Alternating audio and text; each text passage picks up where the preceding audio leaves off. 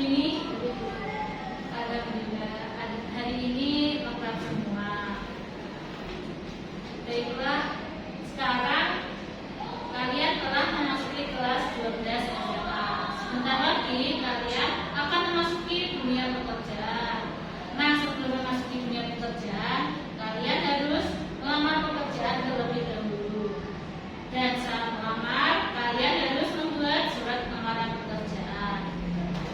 Jadi hari ini kita akan belajar tentang surat lamaran pekerjaan.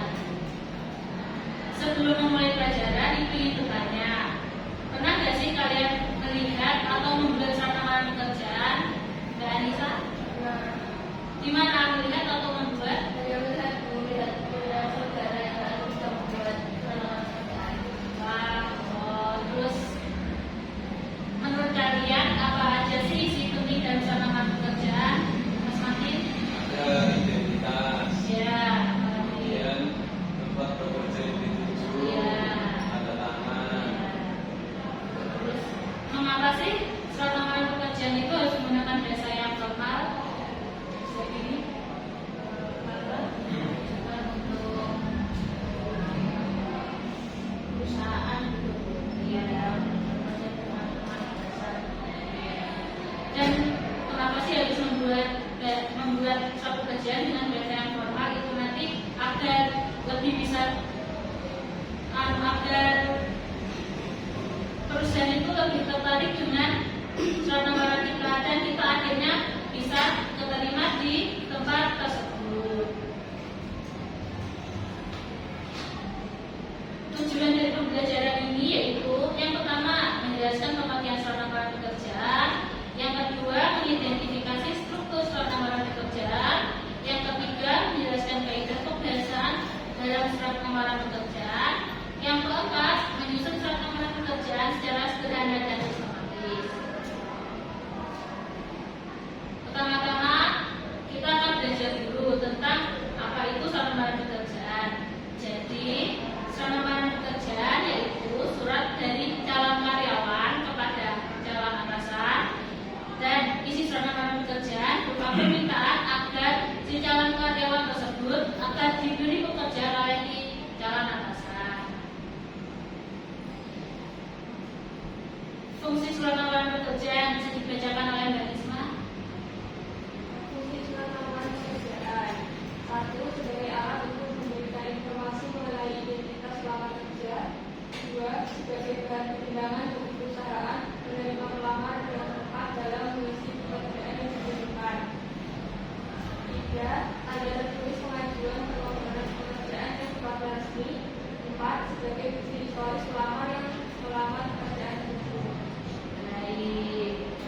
Lalu selanjutnya ada jenis-jenis surat lamaran pekerjaan. Di sini ada dua ya, yaitu yang digabungkan dengan riwayat hidup dan surat lamaran yang dipisahkan dengan riwayat hidup.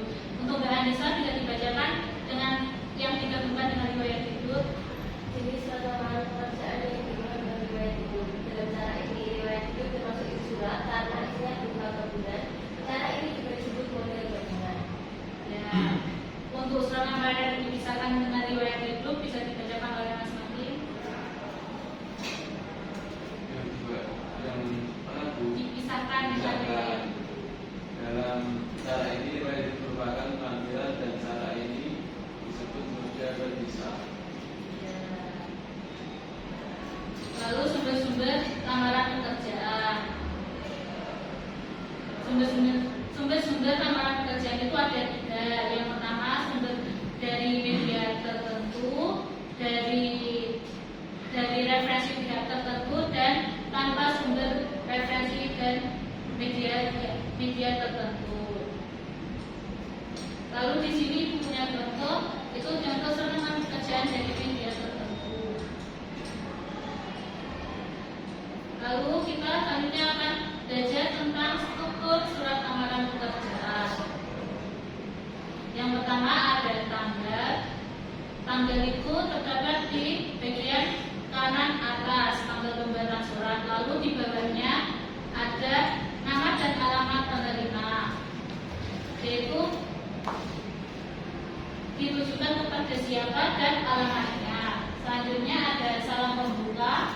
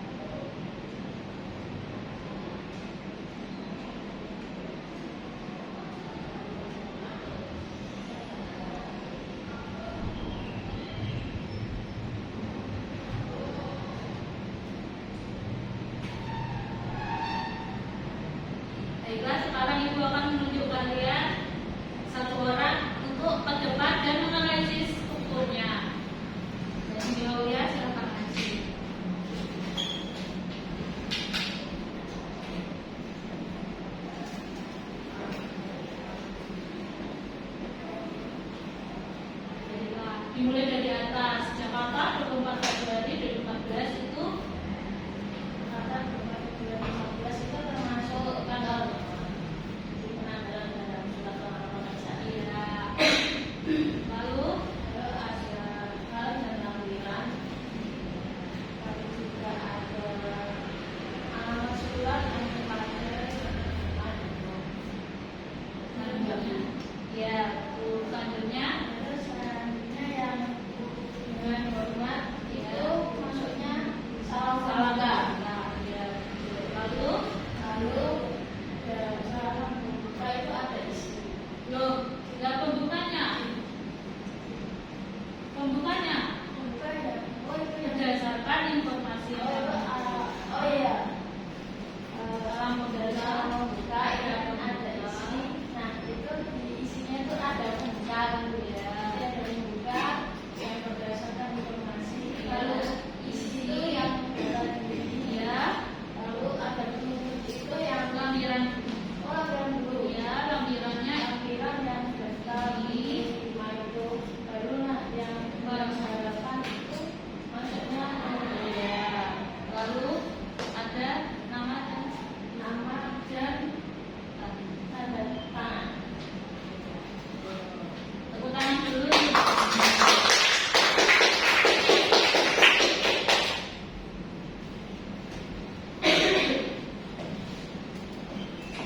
Baiklah, sekarang lanjut ke ciri-ciri pembiasaan surat tawaran pekerjaan.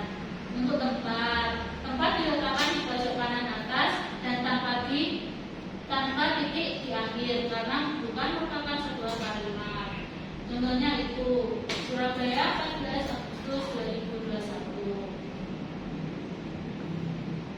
Lalu ada halaman dan lampiran. Bagian ini menginformasikan tujuan surat ini dibuat, yaitu untuk melamar pekerjaan. Contohnya seperti di bawah.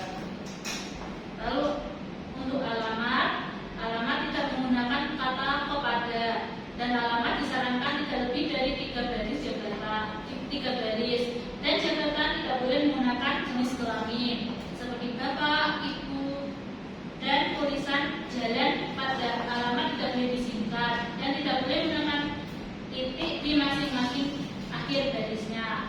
Contoh yang benar adalah seperti di bawah. Jadi yang terhormat Direktur PT Terus Maju, Jalan Ikan Teri 23 D Malang. Lalu selanjutnya ada salam pembuka. Setelah kata dengan hormat menggunakan kata koma, dan ini tidak selalu dengan hormat saja ya, bisa assalamualaikum dan yang lain sebagainya. Lalu ada pembuka. Bagian ini berisi informasi tentang diri pelamar, tempat pelamar, mendapatkan informasi lowongan pekerjaan tersebut dan posisi yang ingin dilamar. Contohnya seperti di bawah. Lalu ada isi. Di dalam isi menyangkut identitas, maksud dan tujuan. Jadi di sini sudah lengkap ya isinya. Itu identitasnya sudah ada dan maksudnya sudah tertera di situ. Maksudnya yaitu melamar kerja di posisi di kantor, dan tujuannya yaitu ini untuk melamar pekerjaan di situ. Lalu ada penutup. Di penutup harus menunjukkan keantusiasan kita dalam melamar pekerjaan pada instansi yang kita tuju. Lalu selanjutnya ada nama dan tanda tangan.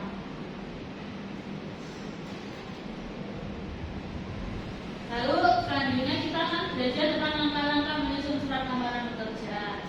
Untuk Mbak Rastri bisa dibaca. Langkah menyusun surat lamaran pekerjaan. Yang pertama, menentukan tujuan surat. Langkah pertama adalah menentukan tujuan surat. Pelamar harus mengetahui pekerjaan apa yang akan dilamar serta perusahaan yang dituju. Hal ini penting agar isi surat sesuai dengan kebutuhan dan tidak menyimpang dari tujuan. Kedua, menyusun kerangka surat. Menentukan tujuan surat. Langkah berikutnya adalah menyusun kerangka surat. Kerangka ini terdiri atas bagian pembuka, bagian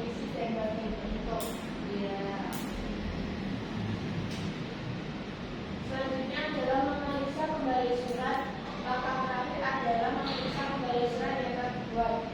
Hal yang perlu diperhatikan antara lain ketepatan ejaan dan tanda baca, kejelasan kalimat, dan kesesuaian bahasa yang digunakan. Ya, baiklah. Sekarang, apakah ada yang ditanyakan? Belum. Kalau begitu, Ibu akan bagi kalian dalam 3 kelompok. Untuk ini, Anissa dan Mas Martin berarti 1 kelompok, dan Bilkis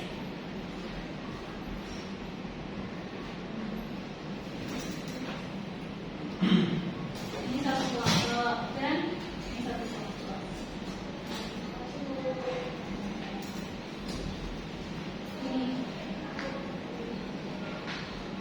Nanti Ibu akan kalian akan mempresentasikan kegiatan 1 orientasi masalah.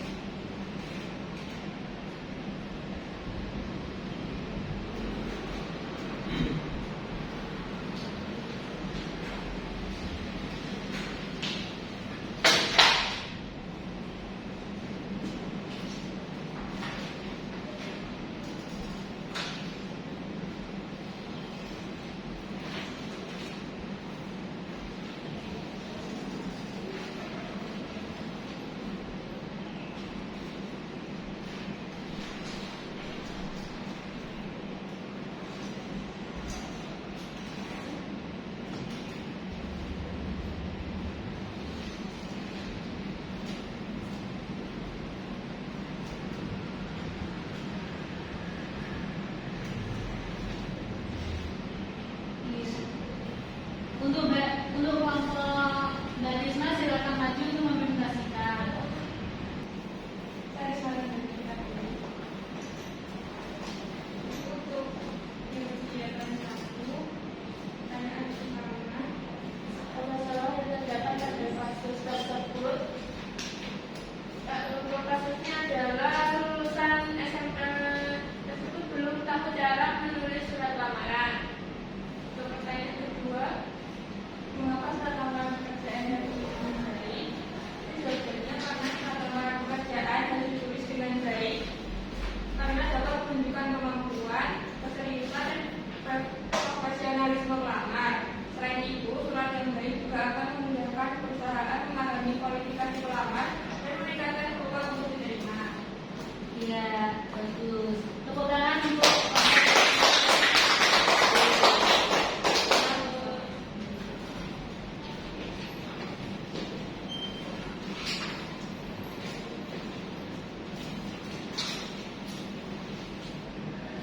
baiklah, karena waktu sudah selesai dan